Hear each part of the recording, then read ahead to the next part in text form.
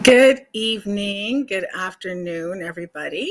My name is Tolu, and I am your host for tonight. Welcome to our second observance, a week long celebration of International Men's Day. I am your host, Tolu Adeosho. I'm also secretary here with Voice of Men360, and I am we're here today to talk about men with dreams and challenges. So let me share with you a brief intro about Voice of Men360 International Men's Day. Voice of Men360 is a nonprofit organization founded in 2020 and is based in Toronto, Canada. Many boys and men are seeking help and support in many areas of their lives. We understand the demands and the support needed when it comes to boys and men in our society. So Voice of Men360 organization was born out of seeing a tremendous need and stepping up to help provide services to help support and overcome men and boys' life challenges. We are part of International Men's Day. International Men's Day has been serving for over 21 years and so far in 90 countries around the world, and they've joined together doing various activities on a regular basis. IMD follows 6 pillars, which focuses on the overall well-being of boys and men. This includes nation, society, family, marriage, community, and childcare, where we celebrate the contributions of men and boys. We at Voice of Men360 follow in the same footsteps. Before we start our conversation today, I would like to read the disclaimer. We would like to remind you that Voice of Men360's mission is always delivered with good faith towards peaceful harmony. The views and opinions expressed in today's episode are those of our speakers and do not represent Voice of Men360. Our organization engages in discussion forums to offer inspiration and create awareness to the issues of men who wish to overcome their life challenges. We are not providing medical or therapeutic advice. Should you require that type of assistance, we recommend that you contact a medical professional immediately. If you have any questions or concerns about today's episode, please contact us at Voice of Men360. And so on our Facebook or info@voiceofmen360.org. I also have a co-host today, and his name is Dipchand. Dipchand lives in Pickering, which is in the Durham region, and he is also has a background in underwriting. Unfortunately, Dipchand, I lost your bio right before this started, so if there's anything else you want to add that I'm missing, please feel free. He's also a board member of Voice of Men360, so please feel free to add anything to this, Dipchand. Hello. My name is Dipchand Ramcharitar, Outreach and Development Coordinator for Voice of Men360. I'm very happy to share the stage with Tolu. She's such a wonderful host and a beautiful person inside out. With us tonight, we have 3 guests. 2 right now are here, and we expect the third to show up sometime during the session. So I will give a bio review of our guests. First off, we have Oluwaseun Oyeniran. He's a student and teacher of Enduring Greatness. He's an author, visionary, and a data enthusiast. He is currently a PhD scholar in leadership at Regent University, USA. He won the Going Global Responsible Leadership Award in 2010, and having held leadership roles in corporate and not-for-profit sectors, has since gained exposure in the areas of sustainable personal growth and development, including being a senior analyst at one of Canada's top banks. He holds 2 professional certification designation, Certified Information System Auditor, CISA, and Certified Anti-Money Laundry Specialist, CAMS. His passion is for everyday, ordinary individuals to reach the fullness of their core gifts, abilities, and potentials. He believes every individual is born to be extraordinary in life, and that through training and serving with our gifts, we can maximize our creativity, productivity, and impact. He speaks at a number of international conferences and is the founder of OYES or OYES Education. And you can get that at oyeseducation.org. a teaching and learning platform for raising transformational, transgenerational leaders. He currently serves as an associate pastor at the All Nations Full Gospel Church, Canada. He's based in Ontario, Canada, and with his wife and two boys. He enjoys an evening of soccer, basketball, or table tennis, if not spending time hanging with friends, engaging in personal or professional leadership related conversations. Next, we have Stephen Duras, the co founder of Men Talk. Stephen is a truck driver, a survivor of suicide, a part of Canada Suicide Prevention Service, and CMHA Canada Mental Health Association. He has been helping many employees with their labor's rights. He has been speaking tirelessly about men's issues on many platforms. Third, we have Oliver Levy, who hopefully will show up soon. We were expecting him any minute. He's what you call a recovered yeller. He has 3 children, a 27-year-old king, a 12-year-old prince, and his 9-year-old princess. He has been there in the same shoes as parents who struggle with temper tantrums, kids not listening, whining, sibling battles, and lots more parenting challenges. That's why Oliver came up with his own unique concept, which is Mindful Parenting Toolkit. His mission is to make a difference in society, to equip over 10 million parents with actionable tools in order to guide their children to greater achievements without getting frustrated. So back to you, Tolu. Welcome everybody tonight. Welcome Sean, welcome Stephen. Hi guys. Hi everyone. Thank you so much for the welcome, Deep and Toulouse. Such an honor to be here with you guys to share, inspire, and learn, more importantly. So thank you so much again for the invite.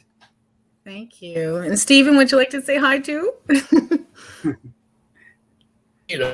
I could only echo what he's just said there, because it's true. It's nice to be here tonight, and looking forward to what's going to transpire.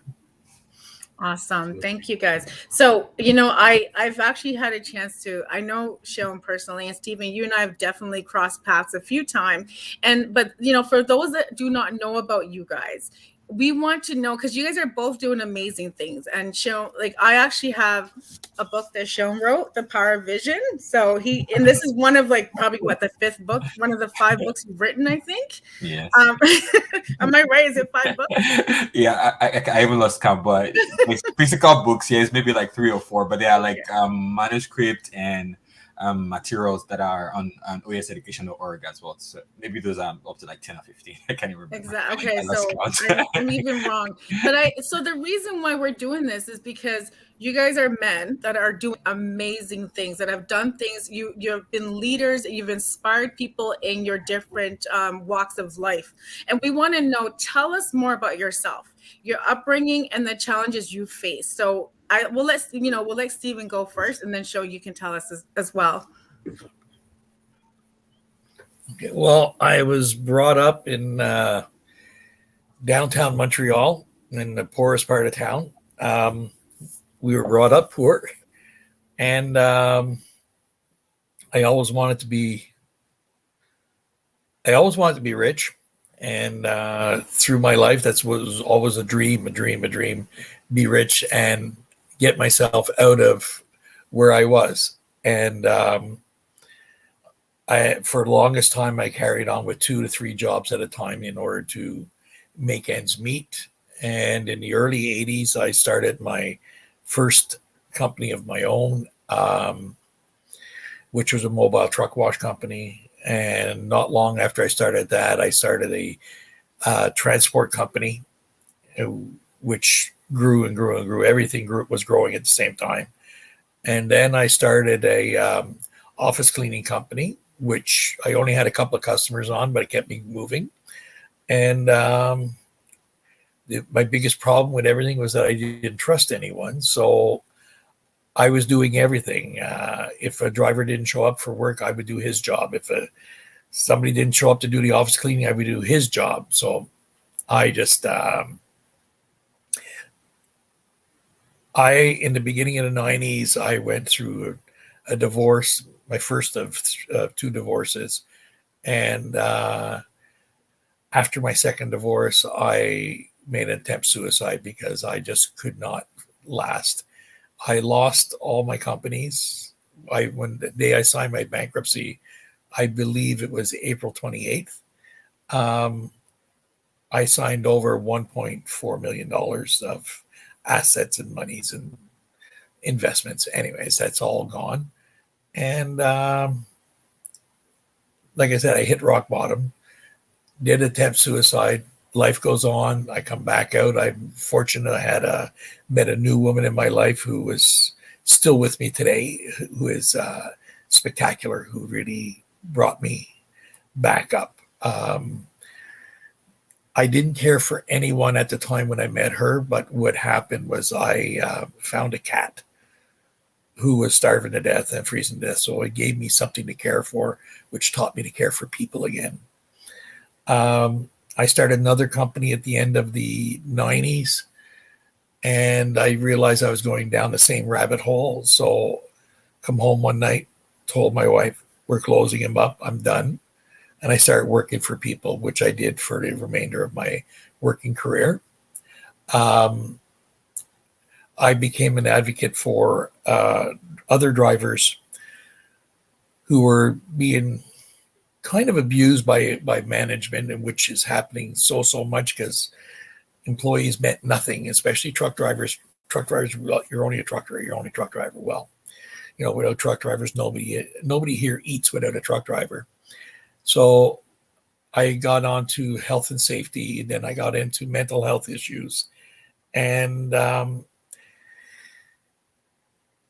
I was building a little bit of a reputation for myself for being a hard nose. Anyways, in 2017, I was asked by Canadian Mental Health Association to attend a conference in Vancouver, which is called the Bottom Line Conference. And I spoke about mental health in the workplace.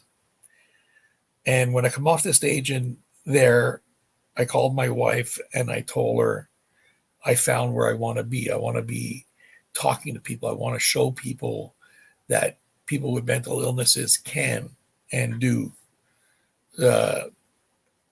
thrive and do good. I come back, I started talking to Canadian Mental Health Association in Cornwall and became a speaker for them for what's called the TAMI program, which is Talk About Mental Illness, which I talked in the high schools and some companies around our local area about mental illness, about suicide, and to bring awareness to it. As to date, I've done about 60 testimonials, if you wish to call them that. And 2 years ago, or actually it's going to be 3 years ago, I, along with another gentleman called Yvan Lebel, we sat down and met each other, and things clicked. As one of our members called it, was serendipitous. Things clicked, and we decided we're going to start a men's support group, which now is supposed over 60 members. They do not all attend. We don't have space for them all, but we've had 60 different men come through our doors looking for help. We are not therapists. We are facilitators. We just give men a safe place to talk. For our efforts, we've been awarded the Mental Health Association's Award of Excellence for Men's Mental Health. Recently, I won, because of my efforts of volunteering in our area, I won the Citizen of the Year for Cornwall, Ontario, and area. And then I won the Big Brother a year because I'm a big brother also. And so it's been my year, put it very bluntly. It's been a wonderful, wonderful year. But again, I'm going to say I don't do this for the accolades. I do this for the love of people. And it's what we have to do, is have love for our fellow man and make sure that they do well. We also have our own little TV show through Kojiko, which is called Man to Man, which today I did 2 recordings. So it's good. And I'm still married. I'm still very happily married to the same woman for 21 years now. And life is great. Thank you. Amazing. You've been through so much, and it sounds like you had some dreams at the beginning. You had dreams for your own business and everything. And then in the end, you had to kind of revamp things when you realized that it wasn't working for you. And I definitely want us to get more into that afterwards, but we'll let Sean introduce himself as well. But I also loved one more thing, how you took your challenges and you've used that as a stepping stone to help other people. And it sounds like in the latter half of your life, right? You are now like you're feeling so fulfilled. It sounds like you feel really fulfilled and you're very happy with what you're doing, which is definitely different from how your life started off as. I've always wanted to be a truck driver all my life, and I worked in transport all my life. So I was always happy, and I wanted something else. And this, very honestly, fell into my lap. And if this is what I'm going to do for the rest of my life, I'm 72 now. So if I got to do this for the rest of my life, I'm going to die a happy man, a fulfilled man. Mm-hmm. That's great. Thank you so much, Stephen. So Sean, we'll let you talk because I know that you got a lot to share with us as well. And then we're going to get a little bit more into all this and interact a bit more. Thank you so much. I was just listening to Stephen's story, and for some reason I kind of got absorbed into it. Taking everything in and then enjoying just the entire, learning a lot through his story. And somehow it kind of touches a little bit of, I know most of what we'll be talking about tonight, specifically about dreams. But before I talk a little bit more about myself in a second, I want to point something more quickly about dreams, since we're just in the flow of it. That it's always just that feeling, right, that we have in our minds, in our heart. And in the beginning, we probably will not be able to get grasp of it, but we know it when we're there, right? And it's just fascinating to see how Stephen's story kind of hit on that yes, it took a while, but now that you are there, I'm sure Stephen will confirm that sometimes it's unexplainable to people, like how you feel about it, but you know you're in the right place. And that's amazing. But yeah, a little bit about myself. Unlike Stephen, I wasn't born here. As you can see, I'm an immigrant. I'm from Nigeria. I'm probably one of the newest into the country. I came in here 2013 to relocate with my then fiance, but now my wife. And coming down here was more like a journey for me.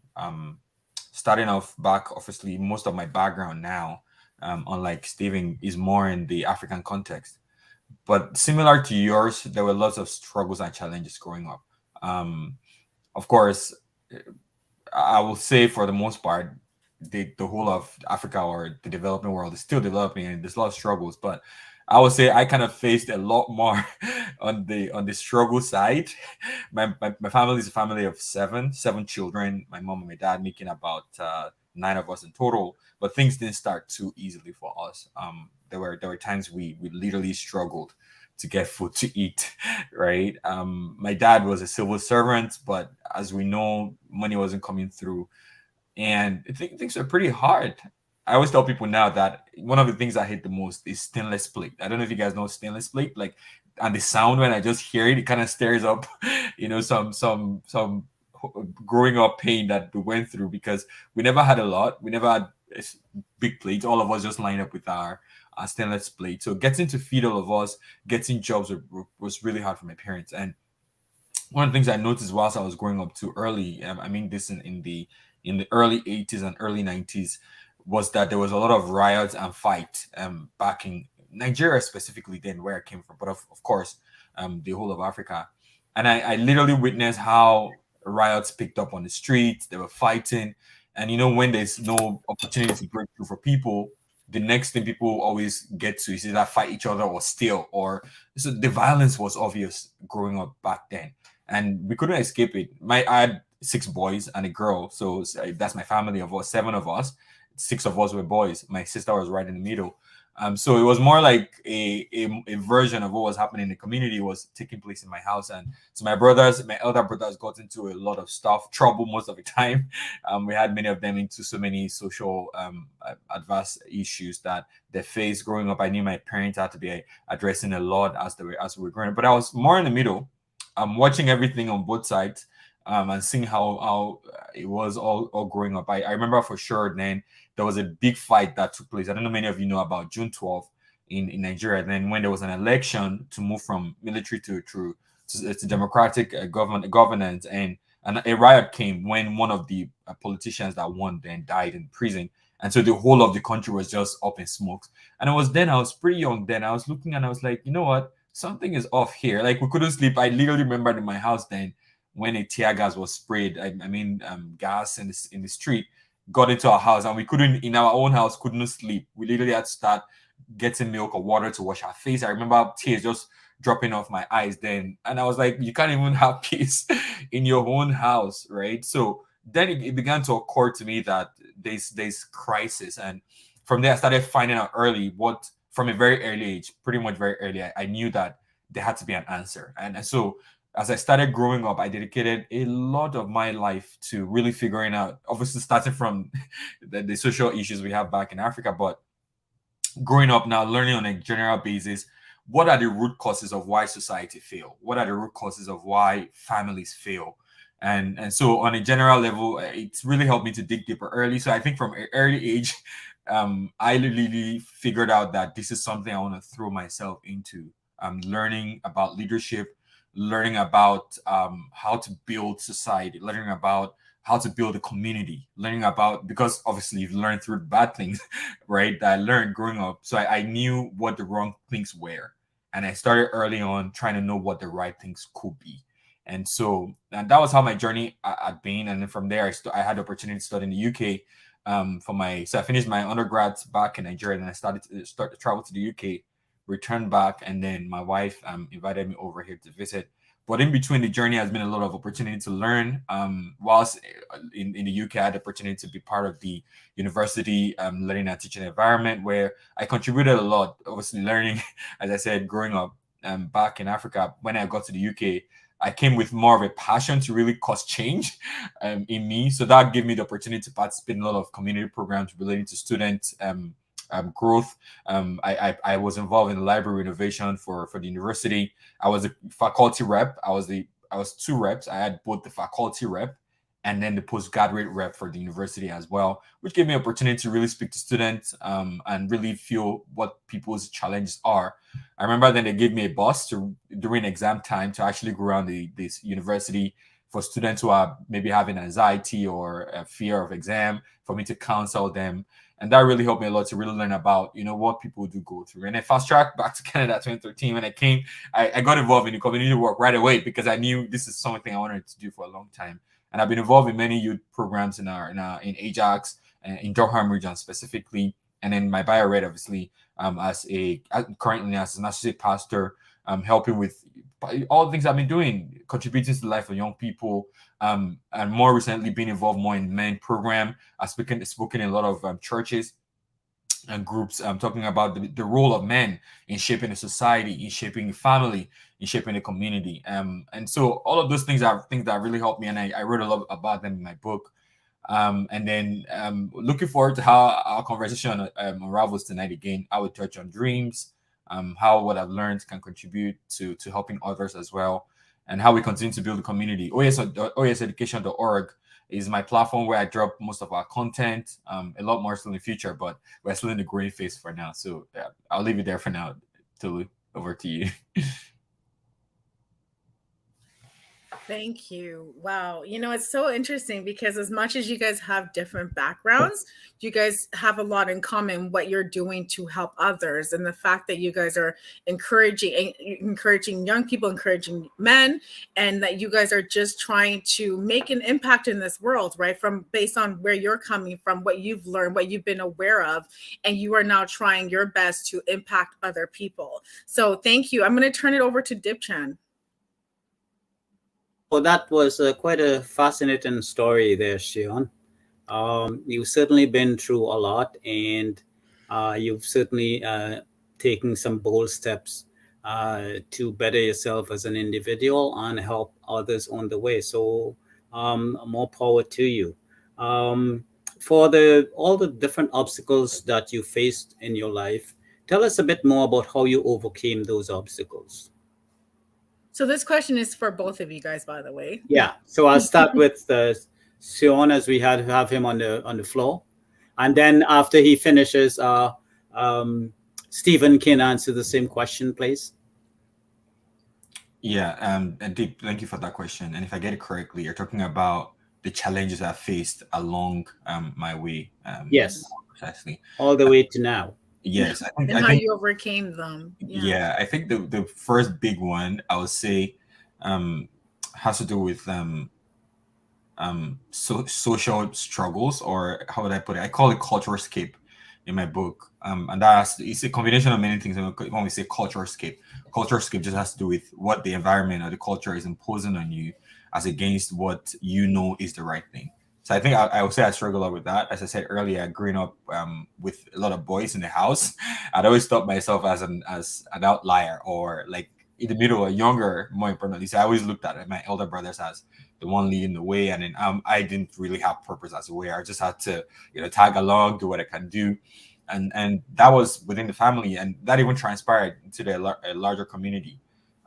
Having self-esteem issues, to be honest, and thinking that, well, I'm just the kid in the block, right? So everybody's going ahead, and for some reason, now I'm looking back, I realized I actually had a late start to so many things that I wanted to do. So this is some of the struggles. First and foremost, self-esteem issues, being always tagged as the odd one out in the group, not having a sense of belonging, and maybe more so for those of us who, like, I wasn't the last one. People like the last kid of the family, and people like the first one, right? So those of us in the middle now are like, yeah. So it's harder at the beginning to really get my own space, and that was the first thing. The second thing I actually struggle with, which is kind of counterintuitive now, is academics. I wasn't a brilliant type, to be honest. In fact, I failed my high school, and failing in Nigeria and Africa is different from failing here.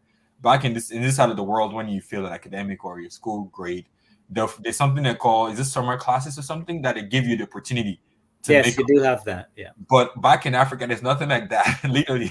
So you need to wait in that same class. Your colleagues will go, the new students will join you in that same class. And so I recall that I failed a lot, a couple times in my high school. My dad was even worried, like, what kind of a Dipchand are you? Like, what kind of, right? So, like, in that area, it was a struggle, really, to be honest, going through the journey with people that are younger to you, having to deal with that shame of being the older folk in the class and the guy that met in the class, kind of thing. So those were struggles of the early days. So that was the second main thing that I knew I faced.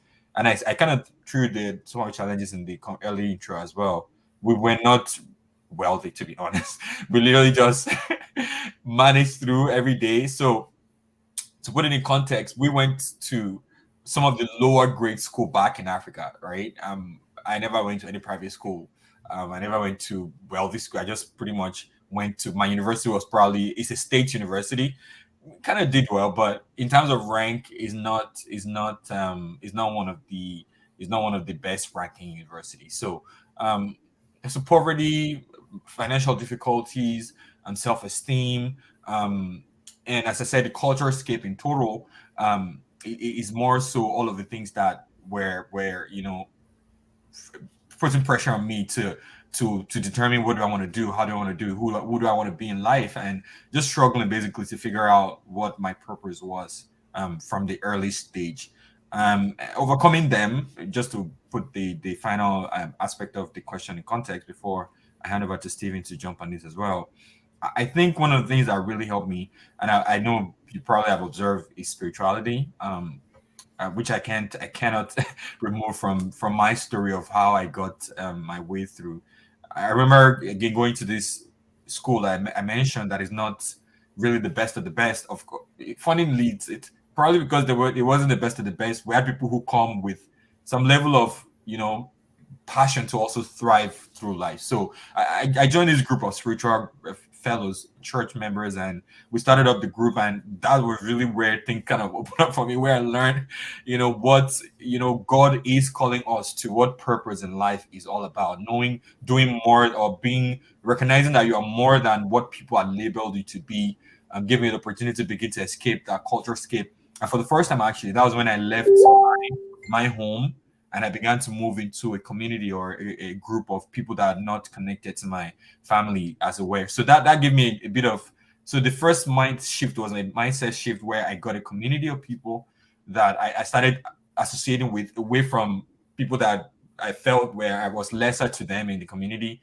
So the transition kind of started my eye-opening journey, but spirituality really helped me to really begin to see the bigger picture of who I am, who I was called to be. And then I started getting a deeper conviction of purpose, opportunity to serve begin to emerge within that group. And I began to recognize my gifts and capability. And the last thing I'll mention is, which I'm now an author, thankfully, I read a Turner book. I think that really helped me to, take my mind away from, of course, money wasn't coming from home. So you had to really manage with, some of the people you had in school then, who some of them see me now, like, you ate some of my food. I'm like, yeah, I remember you were my host and I survived through you. And gratefully, I'm thanking most of them now, because I literally had to start depending on my friends in school for support. But I remember that many of them do have books on their shelf that kind of dedicated myself to reading. So the books really helped me a lot, which I really, you can see some of them behind me here as well, because reading books where I always see them as people wanted to share something with you or to future generations. And they were like, you know what, this is a ticket we're going to give to you. Read this whenever it gets into this situation. And somebody always says, and I believe that strongly, that the answer to your next problem that you're facing right now is in one of the books on your shelves you've not read, or a book you've not purchased yet. Right. So I really do believe that when we read, and me particularly reading, helped me to really learn more. I assessed one of the greatest minds in the world through my journey, and learning from them gradually helped my mindset to shift, helped me to become better at myself, to learn new skills. And I wasn't surprised even now that I am also writing so much, because I've learned from some of the great people in our time and history. Yep. I'd just like to ask you, did you have any other resources there, Sean, that helped you to overcome your obstacles? Yes, as I said, books were first. Teachers, great teachers, were among them as well. Mentors, men that really shaped my life. Many of them I'm still in touch with till now. Yep. Okay. Stephen, take it away, please.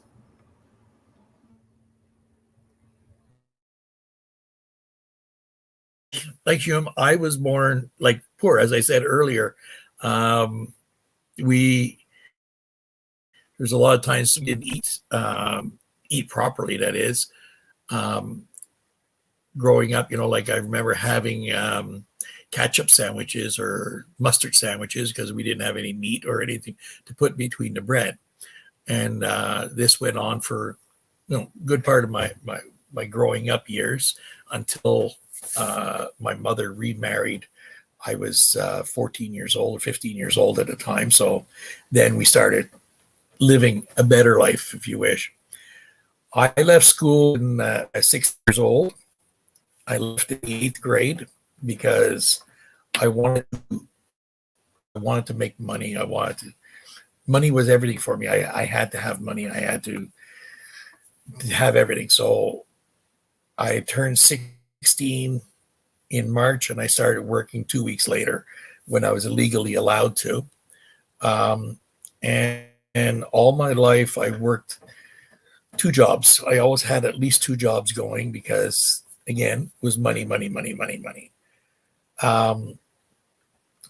I came from, my father was abusive, and I always swore that I would never be abusive to my mother, to women, my wives, or my kids. After I started my business, when I got at my brainwave how to start my businesses, and things started going, and I remember one night I came home, my son was maybe about 8 years old, with all the pressures of the business that was on my shoulders, because I said earlier I didn't trust. I had to do everything myself. My son did something. Anyways, I chased him down and I slapped his bottom once. And I swore that day it would never happen again, because I was going to just create another cycle of abuse. And I knew it. So I said, no, the abuse ends with me. And everything ends with the person that's at the end of the line. I was the end of the line. He was never going to be abused. My wives were never, I never raised a hand to them. Never hit one of my wives.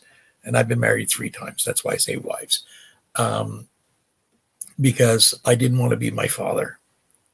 So I learned from my grandmother and my mother about what it was like, what it should be to be a man, which means you're not to be hitting women. You're supposed to put women on a pedestal, treat them like royalty, which was fine and dandy at the time, but which was eventually what became my demise, because I treated every woman and I gave everything to them. When I went through my divorces, everything I had, I was giving away, until I ended up bankrupt, living in a car for about 4 months, homeless, and bumming money for coffees and cigarettes, because I smoked 2 back cigarettes a day back at that time. How I overcame that is because of the woman that's upstairs right now. She taught me. Short story, I asked her 2 weeks after I met her to marry me, and she said no. And at the time, I was 40 years old, in my 40s. I was in fantastic shape, and I looked at myself. I said, how could she refuse me? How could she refuse this? And she told me, she says, because you don't like yourself enough. It took me 10 years to realize that I liked myself enough, and I started taking care of me. But she's the one who showed me you can't love anyone until you love yourself. And it's only about 10 years after meeting her that I started to realize my own worth. And that's when I became an advocate for mental health and an advocate for the drivers. And I had to rise above what I had become. I didn't want to be poor. I was a millionaire, lost it. Money is nothing. Money means nothing to me. Now in my life, I'm richer than I've ever been.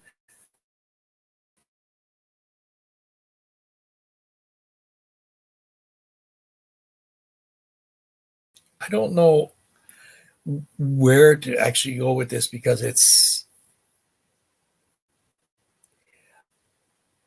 if you want to be happy with yourself, you got to be happy with you. You can't give anything to anybody. I, in 2016, 2017, I went back to school. One of my biggest achievements.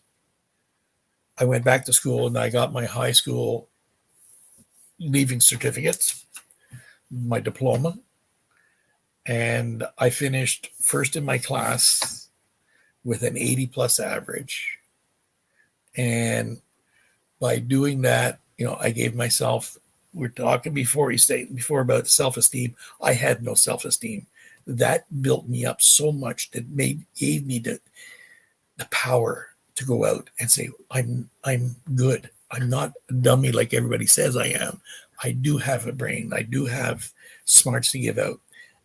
Being put down forever, you just kind of put it on yourself. No, I'm not smart enough. I'm not good enough. Well, getting my diploma gave me that little edge for myself that said, you are good enough. And then I started doing my talks. And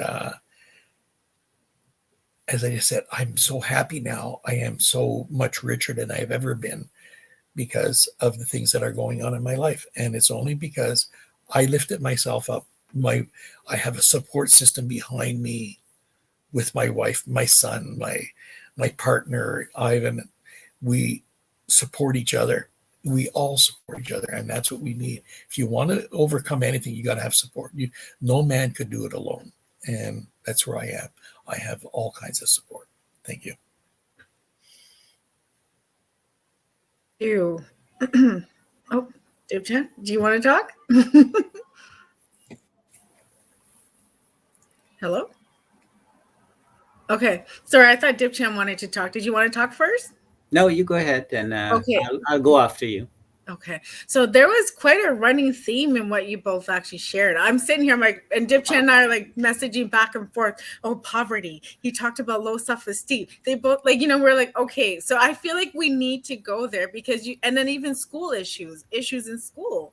You guys both, so you struggled in school. Stephen, you went back to school and you at an older age and you got your diploma. Shayon, you mentioned that you kept failing a few courses and your dad called you what kind of son do I have here? And then it's interesting because now you're academically so inclined and you're doing your PhD. And then you both said you had low self-esteem. Stephen, you mentioned that you didn't even love yourself. Your current wife actually had to tell you no, I'm not marrying you until you love yourself first, because it's true. If you don't know how to love yourself and take care of yourself, how can you love someone else truly? And then you both also talked about poverty. And so, you guys are both making impact in the life of men and boys. And so I want to know, how are you guys handling that when it comes to working with men and boys now, and knowing that yes, people are still facing the similar issues, poverty, low self-esteem, and they're not maybe doing so well in the academics. So let's talk a little bit more about that, because then we have more questions about the dreams, but I feel like because you guys kind of mentioned this, we kind of need to touch on it. I'll let Shayon go first. Oh, you're muted.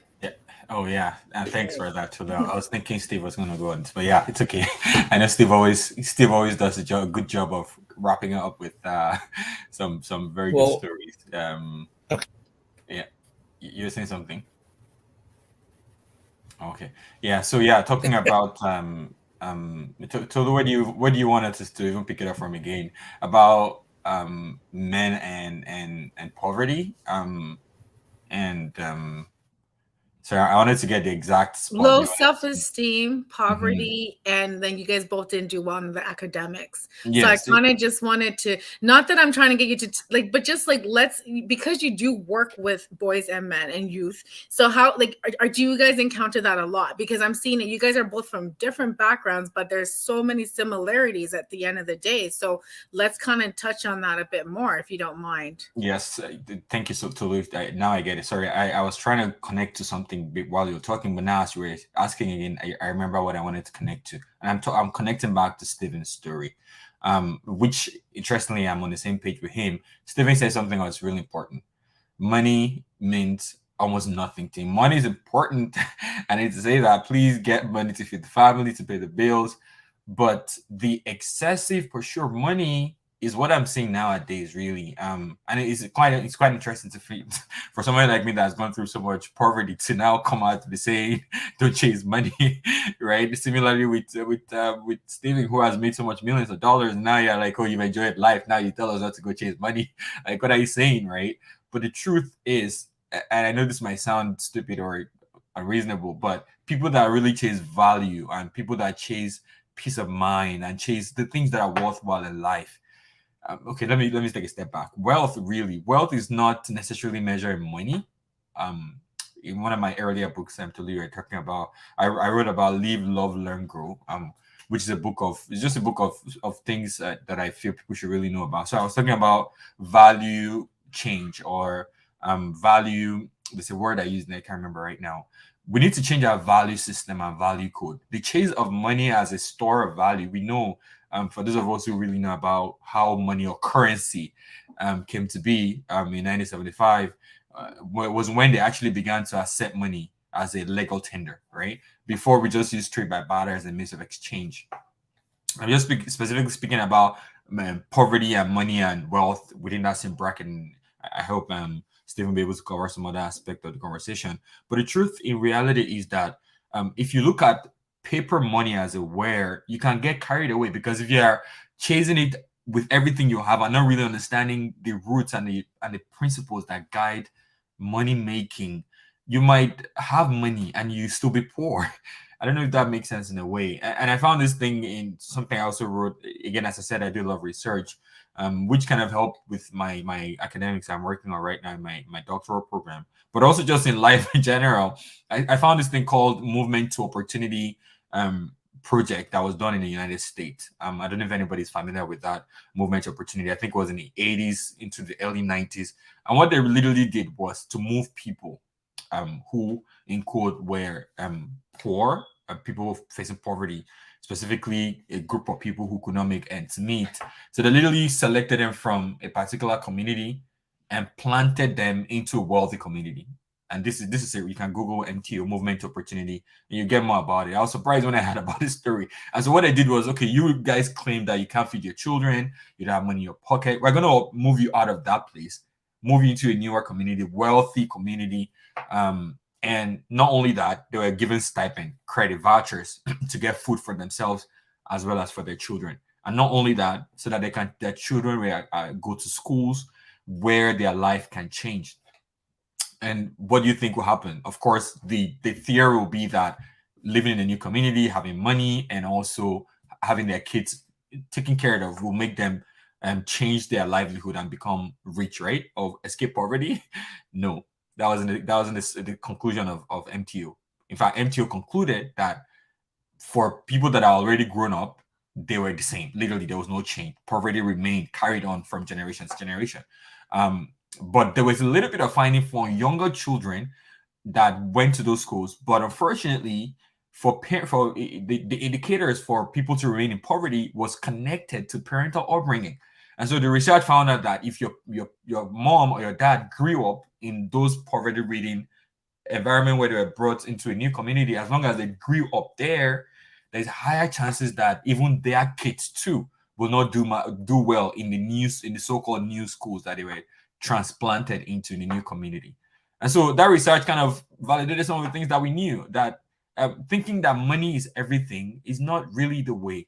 The way out actually is to understand how those money is being made. So the first thing I wanted to speak about in general, which I'm doing a lot more about nowadays with my community of men and the young people I have around me, is to really help them be grounded in values, in things that really matter in life, in skills, in the quality of living, not over and beyond just chasing money, but in knowing who you truly are, which we're going to speak a little bit more about in the aspect of dreaming. But the way out of poverty, and for me, and as I found eventually, is not only just trying to make money, which is similar to Stephen's stories, is turning around and saying, what really is wealth? What really makes me rich in terms of life, over and beyond just money in my pocket? But being a person that can contribute, being somebody that is skilled, being a problem solver, being somebody that is able to arise in situations, being able to be part of for example, where we work as world of work change now, and not only looking for people who can get a job done, but people who can actually contribute to the future of the organization, right? So it's not just being paid for the money or marking the check boxes, but things are changing so fast, and companies, organizations are looking for people who can contribute, who can add value, in quote, to what they do, and then in exchange they get paid for that. So that's kind of where the conversation is going right now, and I hope that this conversation will really help more to empower people, encourage men to build values and to build themselves first. With their mental state of mind is more powerful, more important in putting money in your pocket than just chasing paper, as it were. Yeah. Thank you, Shion. That was a really good answer, and it was a nice way to address, poverty and how one can overcome it. You got to change your mindset. You got to change your mindset first and foremost. So, Stephen, would you like to talk more about the low self-esteem, poverty, anything of that, the three things that I pointed out that you guys had in common and doing poorly in school, and how maybe you've been impacting the community you work with in those areas?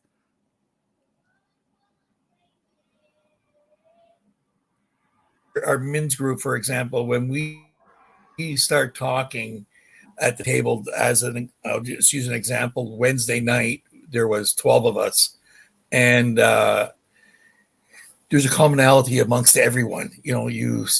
We asked how many here have been divorced, and there was only one person didn't put his hand up because he's never been married.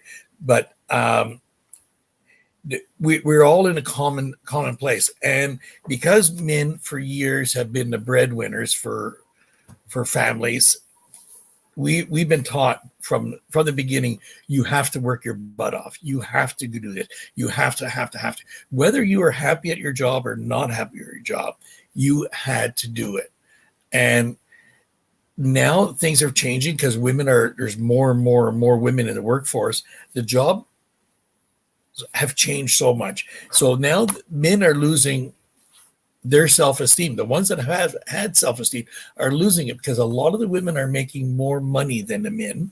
And I'm not taking nothing away from women. I don't want any woman come down. He's bashing women. Not at all. Women have so many more rights on so many different areas because women have put themselves out there. They have put themselves in a position to, learn different trades and whatever. And all the rights and everything else that they've received is because they went after it, where men have sat back, kept their mouth shut about what's going on with them because we don't talk. And now men are starting to talk, and which I'm trying to do is get men to talk. When I look at our group I think of that are coming now, there's only about 4 out of the 14, 15 regular members right now that are not on OSA. So we have to start building esteem back up in men. We have to start letting men know that they are worthy. They are worthy of praise by times. We're not just robots going out the door to bring home money for this, that, next thing. We have to start in our boys right from the get-go. We have to start telling them that they are worthy. And as they grow up, making sure that they know they're worthy. I have a son that's 42 years old. And from the time that he was very small, I told him how good he was. And he's a successful young man right now.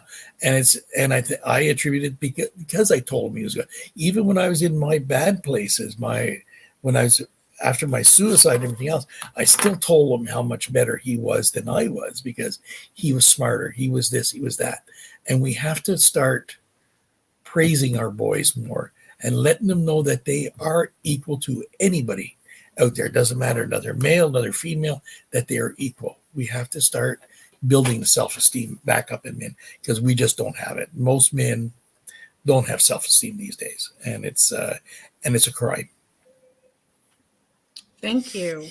So once again, it's about your mindset, right? Talking to your boys, talking to your children, talking to the men, addressing how they think about themselves, how they see themselves. I'm going to let Dipchand take it away with our next question. We're going to start to get into dreams now. Well, this question is for both of you, and I'll start with Sion first. So while growing up, tell us more about the dreams you had and how your life shifted as a result of that. Thank you, Dip.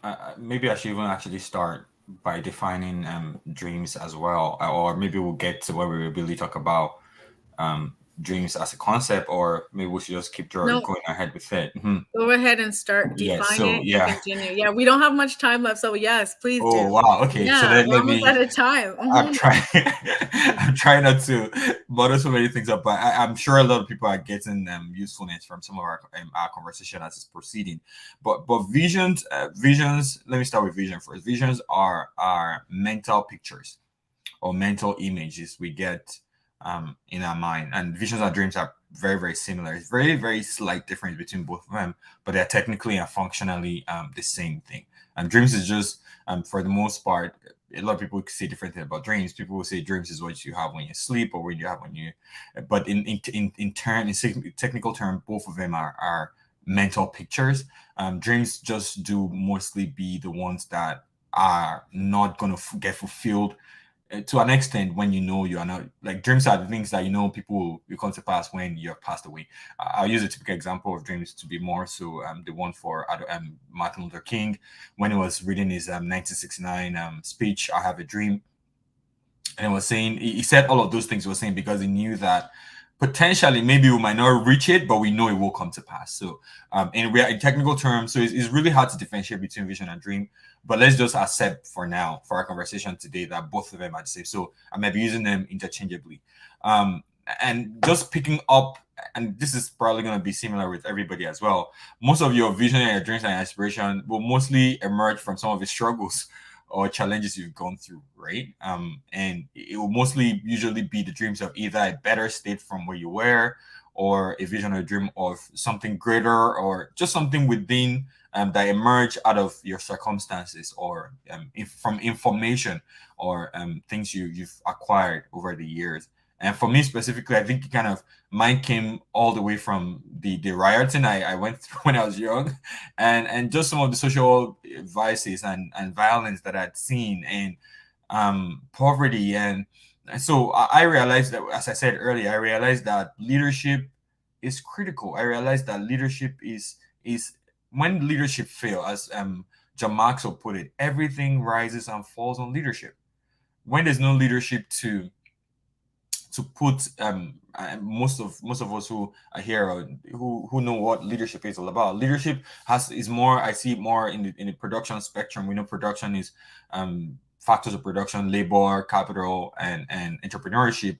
Entrepreneurship is more like leadership that work with other pieces of the puzzle to make sure everything works together. And so when leadership fails, everything fails on a colossal level. Again, even talking about men as leaders as well. So when we don't have leadership, things collapse. So it was from there I began to realize that, could we have a place or an institution or a life or a method or means to really raise men, to really raise leaders?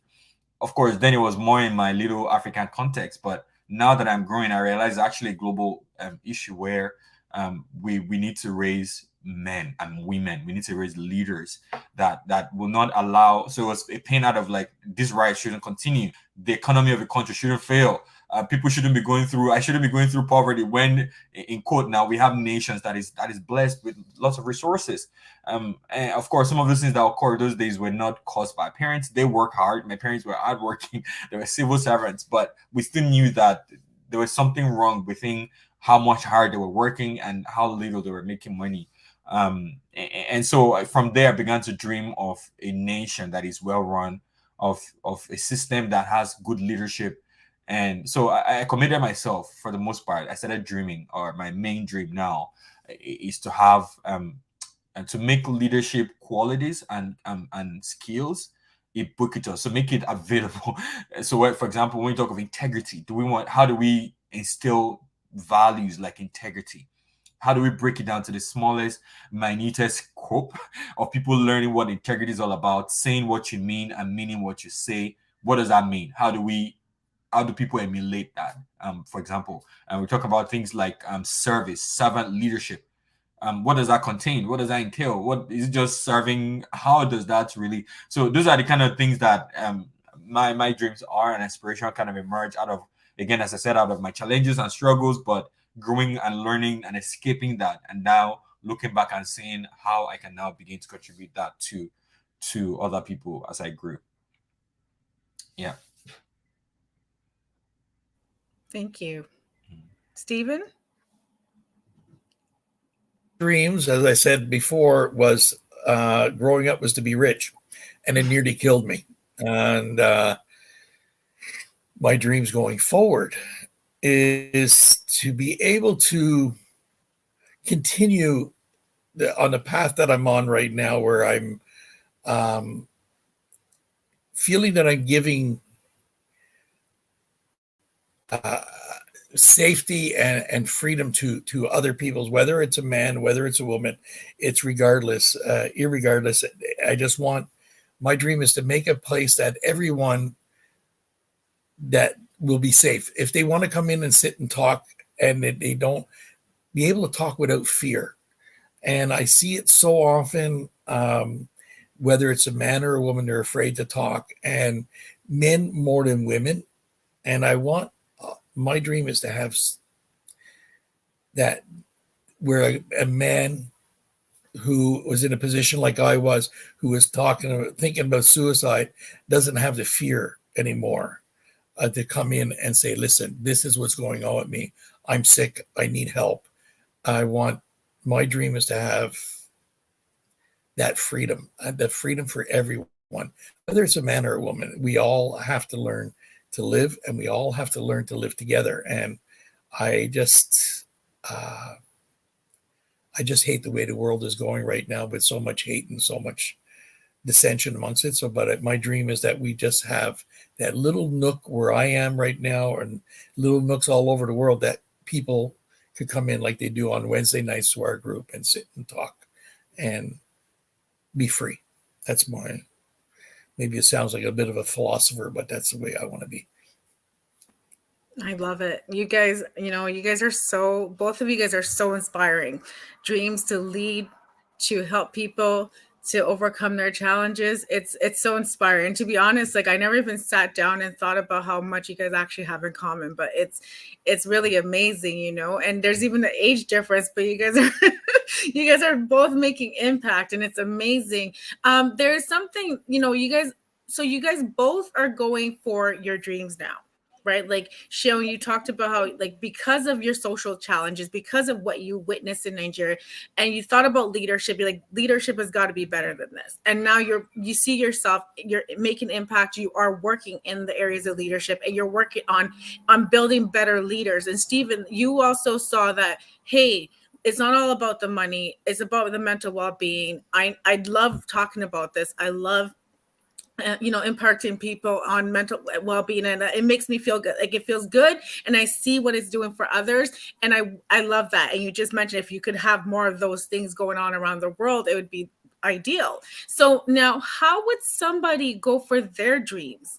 Right? You guys both are going for your dreams, even though it may not have been your original dreams and your original, what you thought might have been your original purpose, but you guys are living, I would say you're living your dreams, right? And I'm sure you have even bigger dreams. But how would you guys encourage somebody that has a dream or wants to have a dream, and maybe they don't know what their dreams are? And so how would you encourage them to go for it, to find it and to go for it? And I will let either one of you guys talk first.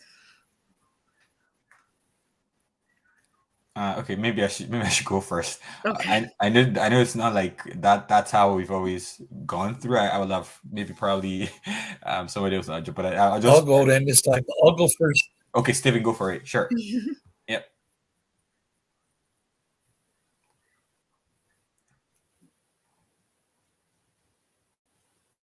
Who's going? We can't hear you. Oh. Hello? Hello? Oh, the last thing we heard was that you'll go first, Stephen, so you can go first. Okay. Then he started talking, so I stopped. If you got a dream, and I remember my mom telling me as a child, a man's life is made of dreams, and when you stop dreaming, your life will be over. I've never stopped dreaming. I've always dreamed about what's tomorrow, where am I going tomorrow? I'm a fisherman. I love to fish, and I dream about the days of being back out in the water now that the water is getting too cold to fish. So there's always has to be a dream. But I think what we have to learn is to dream in reality. You don't dream about changing the whole world overnight, because it's not going to happen, but dream in little pieces at a time. My dream right now for what we're doing here in Cornwall is we want to start another group in another area, and we want our dream, and it's our dream right now, is to spread into all the neighboring areas, that each area will have a spot for men to go to feel safe. And that's my dream. I want a place where men can feel safe at all times, and to talk about whatever they want to talk about, whether they want to come in and talk about their wives, their girlfriends, whatever, the boss at work. we just want to create that safe space, and that's my dream, is create a safe space for everyone. That's my dream. Thank you, Stephen. And Shim, we'll let you talk. I think there was a bit of a delay in the internet earlier. Yeah, just to get the question correctly, you're talking about how do we dream now, right? Yeah, so how to help. So you guys were able to like you mentioned, your dream came out of the poverty, the social issues and everything, and wanting to be a leader and wanting to correct leader, like get leadership to be better and to look better. And then also Stephen mentioned how, like, because of what his issues, and when he started to give talks and presentations, he realized, hey, I really like this. And now he's talking about his dream is to have in every corner, if possible, where men can come in and talk about their issues and get things off their chest, and so that they can live a better life. And so you guys are both living in your dreams, or so I think, right? Or you're trying to. How can other men also do that? Fantastic. Or have dreams, and if they don't have dreams, how do they find a dream or get that's an amazing question. Thank you, Tolu. And thanks. Long-winded question. yes. No. It's actually very straightforward. Actually, it's a very good question. It's as I said earlier. And even picking up where Stephen was speaking to about earlier in terms of his dreams. To be honest, actually, most of these things have been within us from a long time. And as I said earlier, vision is just like with Stephen. We know this can happen. We know we want a space for men to come talk and be free. In my case, is knowing or having just a mental idea that, you know what, we can raise leaders. We can raise people that could do better, right? We could raise people. Maybe eventually they turn to leaders, fine. But one of the things we're knowing is certain virtues or qualities that are required for being a better person. And as I always say, eventually, when you have some of those values, you eventually become a leader. And so I kind of call it raising leaders, transgenerational leaders, level 6 leaders to be even more precise. Level 7 leaders. Level 7 theory is a whole different thing entirely, but that's the dream. But the truth is, it's always been from before. Again, so going back to Stephen, you needed certain phases for some of those things to come off. And in my case, it wouldn't have been if I was still in Africa right now, I'll probably be not even like being able to move those things in life. So just to put it in different pieces of content here that I'm trying to put together. But the most important thing is that know that your dreams are within you and you have it. And how do you know it? Some of those things that will not let go for the most part. As I said earlier about Stephen, you just feel it. Sometimes it's unexplainable to people. Sometimes it needs people to stir them up, which I call positive external value forces. People that help you to bring those things you're thinking or feeling or knowing that could be it to life. It might be circumstantial. Some of the ones I mentioned earlier, where you're in part of a situation or you're in an environment, you know that, okay, something is not right here. I think I need to do something about this situation. And so in different forms, your dreams and vision or aspiration will begin to take shape. Sometimes they emerge out of difficult situations and circumstances, like the case of Stephen. Something had to shut down so that it can be clarity of what the real thing is. It's not that what you were doing before was not the thing, but it's not the perfect or not the right thing that you were called to, and it changes. And that is a whole bunch. Again, this book is called The Power of Vision. I recommend it just to, not that I'm trying to sell book, but it kind of go through a lot more light into some of the things I'm trying to explain. But it's not one thing. It's not. But you will know as time goes by. It's a phases, and you begin to know that this is what I'm called to. And so, as I said, in my own case, it wasn't that I knew from the beginning. It was just a phase. If you asked me like a couple years ago, I was thinking I was going to be an economist, right? And if people look at it to the bottom of my head, they'll be like, oh, maybe he wants to become a politician. I'm like, nah, I'm not even thinking of politics. Like, politics for them, right? But the opportunity to teach, to equip, and to train people that could potentially become a president, oh, by all means, I'll do that, right? Opportunity to empower and to equip people that will take the next baton of whatever, how they will apply some of the little things we're teaching now into their own life. That's my joy. And how that would take, what shape it will take, I still don't know yet. We're in the phase of it, but we do know that this is something we are we're passionate about it. And maybe I'll share a few principles and three primary things that will let you know that this is your dream for people who are in that phase right now. I want to really bring that out. Number one, it will connect with your passion. It's something you really know you're passionate about. Number two, connect with your gifts, right? You know you have gifted. It might not be immediately, but for example, maybe for Steve, for example, you know that just the opportunity to create that space, it's a gift. It's not everybody that has the ability to do that, right? And so you're knowing that your dreams and your vision is related to that. So for anybody who is trying now to say, what is my dream and how do I bring it to pass? How do I get it? The main thing is to be able to know that you're passionate about it, you are gifted about it. And the last thing is that it has a meaningful contribution. That is where more so money or reward come to it, but I don't want to, it shouldn't focus early too much on money yet, but you know that there's an economic, I'll just use that term, there's an economic recompensation for what you are feeling to contribute to do. So your gifts, your passion and your potential, as well as an economic contribution you are making to people, to society, to the environment, and you know that it's tangible, it's real, in whatever form those three things take. It might be small in the beginning, it might not even require a whole crowd. Some people might require big audience or millions of people impact at once, right? It doesn't matter. Maybe yours is 10 or 15 people. Some of other people's might be millions of people, but you know that it cuts across those three things. You're passionate about it.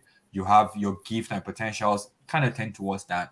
And then more importantly, you know that you're making an economic contribution. I think those three things are really important. Thank you. Thank you. And I do totally recommend the book, The Power of Vision. I'm going to also hold my copy. So I do believe people should get it. And those are some powerful quotes that you shared. Stephen and Sean, thank you guys so much for tonight. I want to see, or maybe I should let Dipchand ask because I'm taking over too much. Dipchand, do you want to ask them the last question? Oh, you're muted. Sure, Tolu. Yeah, you've been hogging the limelight there. So, but I'm happy you articulate. you do a fantastic job. So I'm sort of learning as I go on here. So I'm not used to sharing the limelight. Yeah, you like hugging it for yourself. Okay, very good. Yeah. So finally, the last question to you both. Is there anything else you'd like to share with the audience before we go?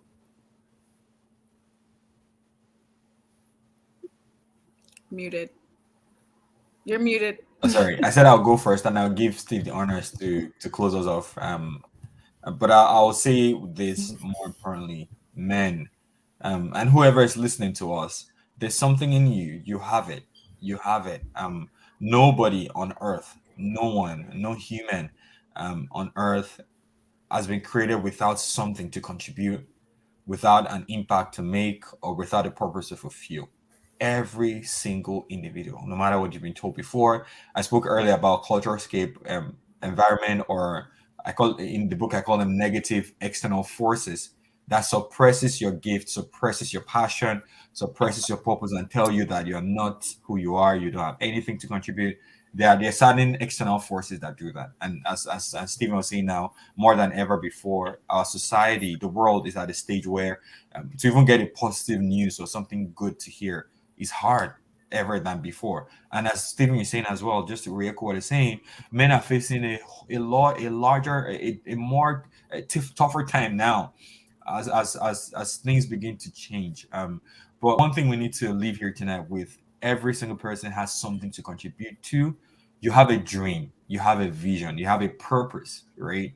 And you will do that. There's something that you are here to do. And I want to just imagine that on the surface of the earth, everybody has these little puzzles or pieces. I don't know if anybody has a tile on their floor in the house, or a wooden floor. You see how the wooden pieces kind of fit into one another.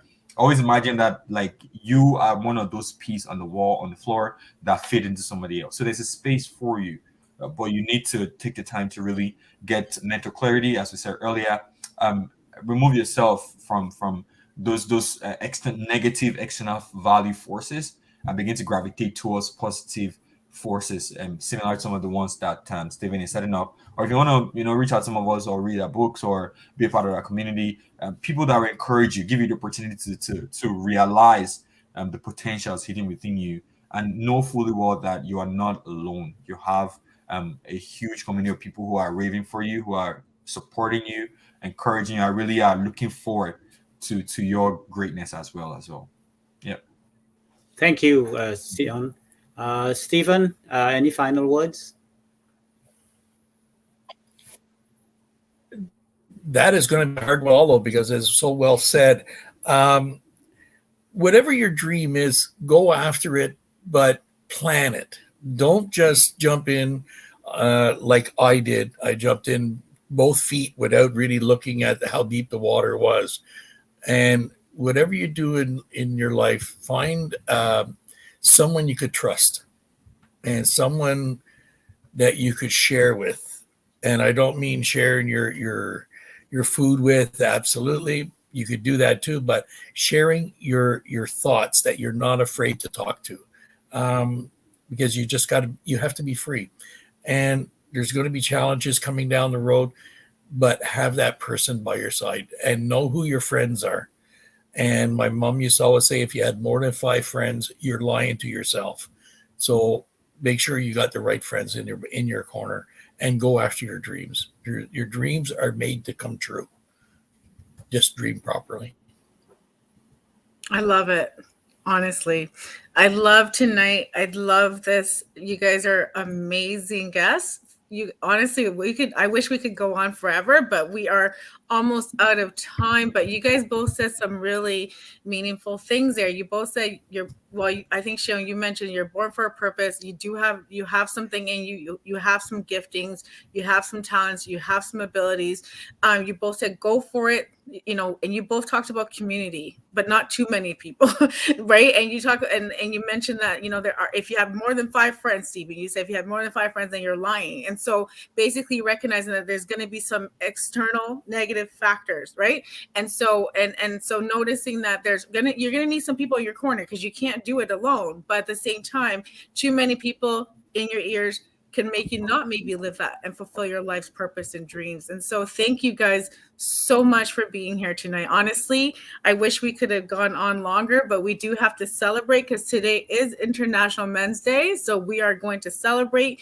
And I believe, Sivan, correct me if I'm wrong, I think we're also going to be honoring some people tonight, right? Yes, we will be.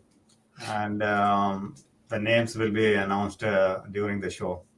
Maybe you guys should join us. So maybe your names will be mentioned. We don't know. But, we do really appreciate all the time that you guys have spent to come and be with us tonight. I know it's Friday night. You guys could be doing something else, but you guys are here, sitting here, talking about who you are, what has shaped and defined you, and how you guys are living your life and dreams and your purpose and your visions and how other people can do it. And we do really appreciate that. Thank you guys so much. Thank you so much for the opportunity. I appreciate it. Thank you. And Dipchand, I'm going to turn it over to you for Thank you. Thank you, Tulu. So, it's been great having you guys on board, and it was a fantastic session. Thank you so much for taking the time, and for having such insights into your lives. I'm sure it means a lot to a lot of people out there, and they can certainly learn from their experience here with you all tonight. So thanks again to you all. Thanks to Tolu and Sivam as well. Thank you. Thank you, Sivam. Thank you, Sivam, because Sivam, I believe you're living your dream, right? And I'm going to turn this quickly to you because you didn't expect this, but you came up with a dream last year and you created Voice of Men360. You decided that you wanted to recognize International Men's Day. And this year it's been a success. Like we've ran a week worth of programs, and Sivam, like congratulations to you. You're doing Sivam's been working tirelessly, to not only just to make this whole week a success, but Voice of Men360 a success. And he's most of the time in the background, but he is a man of vision and dreams. So the guy does not sleep. He does not sleep, Tolu. He's forever online. Yes, he is always working. Thank you, Sivam. Thank you, Tolu. Thank you, Dipchand. Thank you, Stephen. Thank you, Sean. Yeah, it's a really great, amazing journey. I just was giving a interview a couple of minutes back from 6:30 to 6 to 6:40, 6:45 in my Tamil language, native language. So one thing I'm very sure, and all of you guys know that once you touched or tap into your purpose or mission or vision, even if you want to quit, it won't let you quit.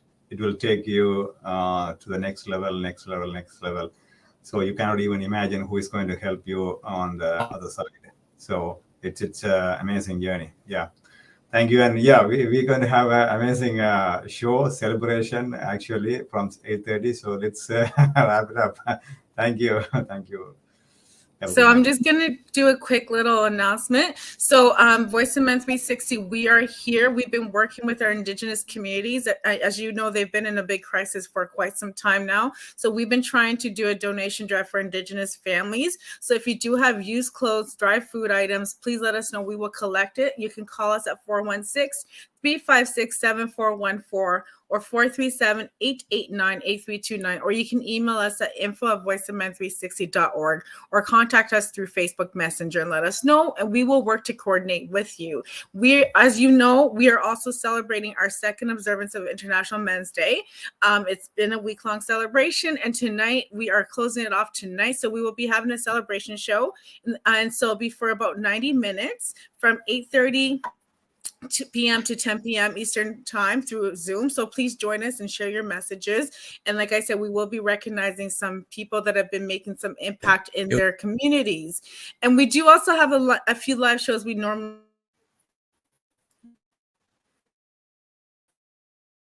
Standard Time.